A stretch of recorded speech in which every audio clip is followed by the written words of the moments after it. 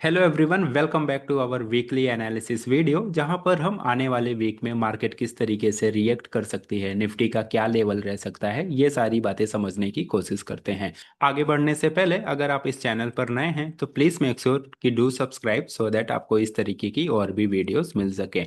और हाँ, मैं इस तरीके के लर्निंग वीडियोस भी अपलोड करता रहता हूँ जिसका नोटिफिकेशन आप तक जा सके। फिर कुछ वीडियो मेरी पीएनएल डिस्कशन की होती है कि मैंने इस वीक क्या क्या ट्रेड लिया था, तो ये सारी इन्फॉर्मेशन आप तक पहुंच सके। ऑल राइट, चलते हैं हम अपने टॉपिक पर और स्टार्ट करते हैं निफ्टी के चार्ट से।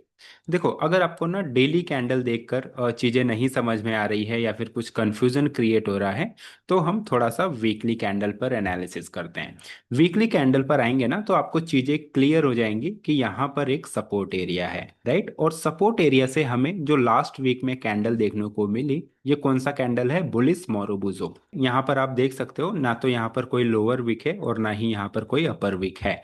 ठीक है, बात करें अगर हम इस वीक की, तो इस वीक में ना हमें एक डोजी कैंडल देखने को मिला है जो कि इस बुलिस मोरोबुजो का कंफर्मेशन भी करता है, राइट। अब हमारे पास दो इंपॉर्टेंट लेवल हैं। जैसा कि आप लोग ये भी देख रहे होंगे कि मार्केट एक दो दिन से कंसोलिडेट कर रही है, एक रेंज में ही घूम रही है। तो नेक्स्ट वीक मार्केट के लिए दो इंपॉर्टेंट लेवल है।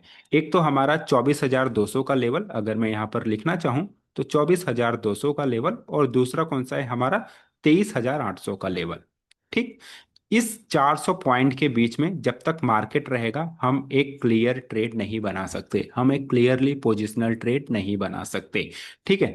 तो अगर मैं ओवरऑल सेंटीमेंट की बात करूं तो ओवरऑल सेंटीमेंट ये लग रहा है कि मार्केट जो है इस लेवल को ब्रेक करेगा और इस तरीके से हमें ये वाला गैप जो यहाँ पर दिख रहा है, इस गैप को फिल कर सकता है आने वाले कुछ दिनों के लिए, या फिर आप जून एंड तक मान सकते हो। ठीक है। लेकिन हमें ट्रेड का प्लान करना है, ट्रेड हमें तभी प्लान करना है जब हमारे कैंडल की क्लोजिंग 24,200 के ऊपर हो।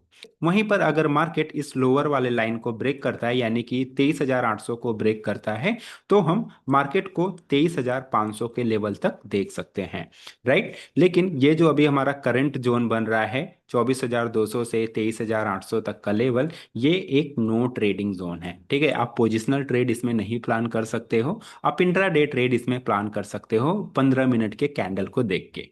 चलो, अब हम ना थोड़ी सी ओपन इंटरेस्ट डेटा के बारे में डिस्कशन करते हैं कि ओपन इंटरेस्ट डेटा देख के हमें क्या लग रहा है। अगर ये वाला शैडो देख पा रहे हो, इसका मतलब ये है कि फ्राइडे के दिन लोगों ने 24,000 की कॉल को सेल कर कर एक रेजिस्टेंस बनाया हुआ है। ठीक है, अगर आप ओवरऑल बात करोगे कि 24,000 लेवल पर क्या सिचुएशन बन रहा है, तो अगर आप एट द मनी पीसीआर देखोगे ना, दिस इज द 0.86, जिसका मतलब ये है कि मार्केट आपका साइडवेज टू बियरिश है। अच्छा, अगर 24,000 का लेवल टूटता है ना, तो यार यहाँ पे देखो बहुत ज्यादा सपोर्ट है नहीं। ठीक है, फिर आपका जो सीधा सपोर्ट मिल रहा है वो 23,500 के लेवल पे मिल रहा है। तो अगर मार्केट 24,000 के नीचे क्लोज हुई, जो कि आज बहुत हार्डली ट्राई कर रहा था मार्केट 23,900 को ब्रेक करने का, बट 23,900 के आसपास से वो फिर से रिवर्स हो गया और क्लोजिंग हमें कहीं ना कहीं 24,000 के लेवल पर देखने को मिली। वहीं पर अगर आप आज के ओआई डेटा को समझोगे ना, तो देखो यहाँ पर ना एवरी लेवल पर लोगों ने कॉल की सेलिंग की हुई है।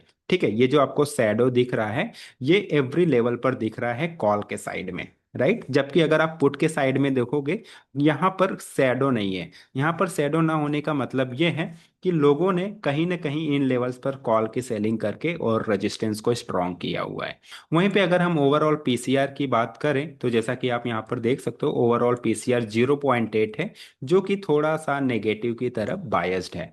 लेकिन आपको डाउन साइड की ट्रेड तभी प्लान करना है जब हमारा ये वाला लेवल ब्रेक हो, तब हम इस 23,500 या फिर 23,600 तक का ये जो आपको गैप दिख रहा है, इस लेवल तक हम अपना डाउन साइड में ट्रेड प्लान कर सकते हैं। अब हम ना थोड़ा सा मंथली चार्ट को भी देख लेते हैं, क्योंकि we are approaching end of the month. अगर अब आप यहाँ पर मंथली चार्ट देखोगे, तो आपको ये नजर आ रहा है कि ये वाली जो कैंडल है वो कौन सी कैंडल है? बुलिस हरामी कैंडल, जिसे देखकर आप ये अंदाजा लगा सकते हो कि नहीं, नेक्स्ट मंथ यानी कि जुलाई वाले मंथ में हमें यहाँ पर एक ग्रीन कैंडल देखने को मिल सकता है।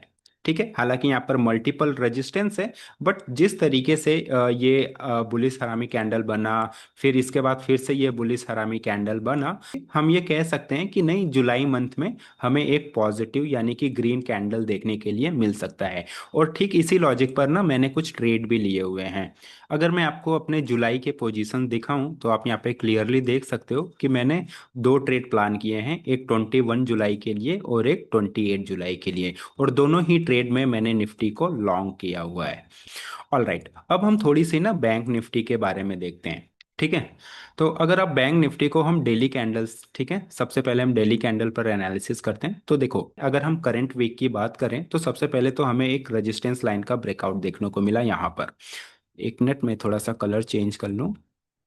ठीक है, अगर हम बैंक निफ्टी के करंट वीक की बात करें ना, तो सबसे पहले हमें यहाँ पर ये जो रेजिस्टेंस लाइन आ रही है ऊपर से, इसका ब्रेकआउट देखने को मिला। ठीक है, और ब्रेकआउट जो है वो सस्टेन भी किया। उसके बाद हमें एक रैली देखने को मिली up to this resistance point.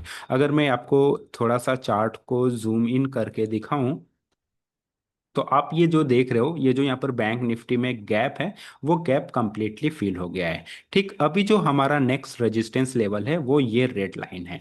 तो कहीं ना कहीं हम बैंक निफ्टी को ऊपर के साइड में थोड़ी सी रैली और एक्सपेक्ट कर सकते हैं अप टू 59,000 लेवल। राइट, चलो, इतनी बातें तो हमें डेली कैंडल देख के समझ आती है। वहीं पर अगर आप बैंक निफ्टी का वीकली कैंडल देखेंगे ना, एक मिनट में इसे थोड़ा सा डिस्प्लेस कर देता हूं ताकि आपको चीजें क्लियरली पता चले। देखो, सेम चीजें यहाँ पर भी हुई है। यहाँ पर भी एक बुलिस मोरोबुजो कैंडल बना हुआ है। There is a no upper wick, no lower wick. ठीक है, ये फुल्ली बुलिस मोरोबुजो कैंडल है। आई होप आपको इस कैंडल के बारे में पता होगा। और इस करंट वीक में हमें एक डोजी कैंडल देखने को मिला है।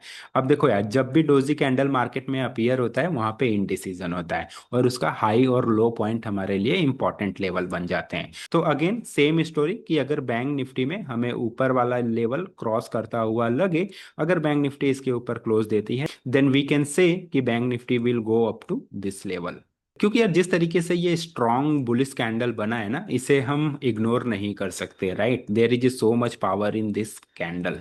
ऑल राइट, मंथली कैंडल की अगर हम बात करें, तो if you see this monthly candle, तो मंथली कैंडल में भी this bank Nifty is back in this channel. अगर मैं इस चैनल को थोड़ा सा जूम इन करूं तो आप ये देख सकते हो कि ये एक लॉन्ग रनिंग चैनल है, और बार बार बैंक निफ्टी इस चैनल को होल्ड कर रहा है। राइट, हमें एक चैनल का ब्रेकडाउन देखने को मिला था जब हमारा ये वॉर स्टार्ट हुआ था, और अब हम कहीं ना कहीं फिर से इस चैनल में ही क्लोज करने वाले हैं। ठीक है, अब जो आपको ये वाला एरिया दिख रहा है, देखो इस एरिया में क्या क्या चीज है। एक तो ये हमारी रेजिस्टेंस लाइन है, ठीक है, और एक तो ये middle of the channel resistance line है। तो देर is A multiple resistant at this level. तो कहीं ना कहीं एक बार 59,000 पे बैंक निफ्टी में हमें थोड़ा सा रेजिस्टेंस देखने के लिए मिल सकता है, तो आप इस बात को ध्यान में रखेंगे।